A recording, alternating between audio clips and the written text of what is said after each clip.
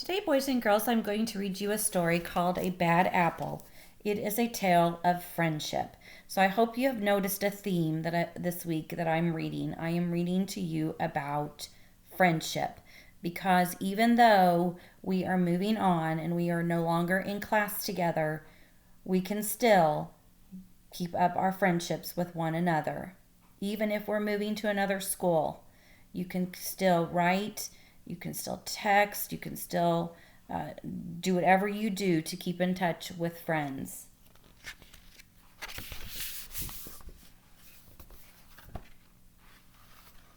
Mac was a good apple. Mac.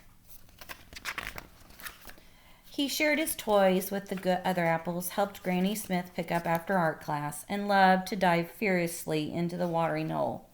On a sunny day, Mac would bob for hours.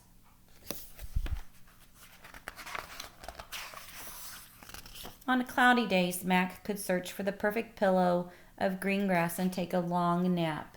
In his dreams, it was always sunny, but one day as Mac lay sleeping, it began to rain.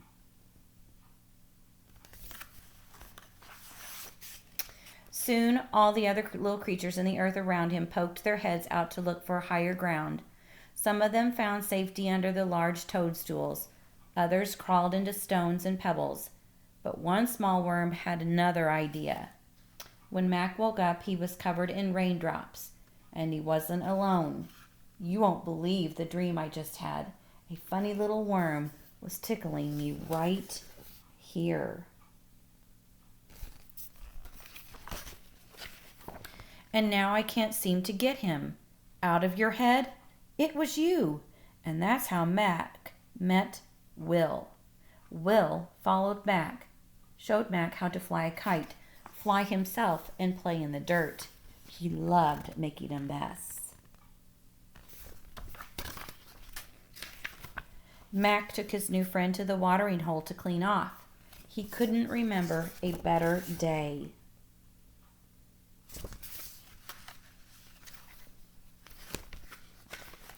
Until he took Will to the orchard. Look at Mac. He's got worms. Mac's a rotten apple. I'm not rotten. I'm quite sweet, actually. So they left. Will cheered Mac up by reading aloud from some of his favorite novels. He was a bit of a bookworm. Mac liked the adventure stories best. He also liked it when Will finished his sentences for him. The most exciting part is when the pirates find a treasure in the dirt. But the next day it happened again. Ha ha ha! It's the bad apple! Ooh, worms!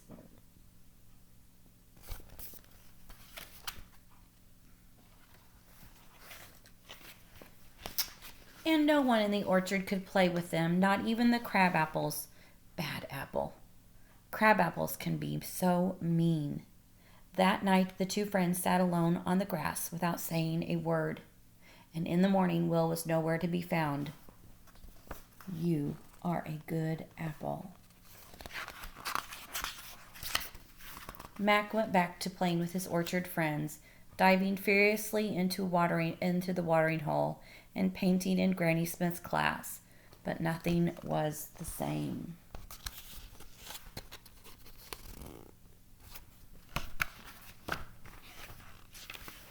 There was a hole in Mac that couldn't fill. Not a big hole, just a teeny tiny little. A small hole just big enough to fit. And nobody finished his sentences.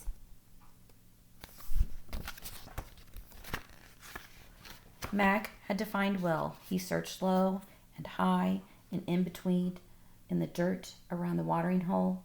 And just when he had given up all hope, he looked up in the sky.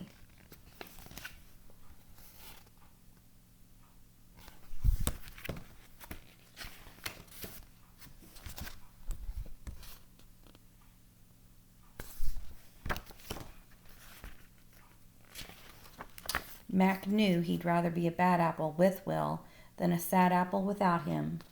I was hoping I could Help me turn the pages? How did you know? Because you'll always be a good apple in my book.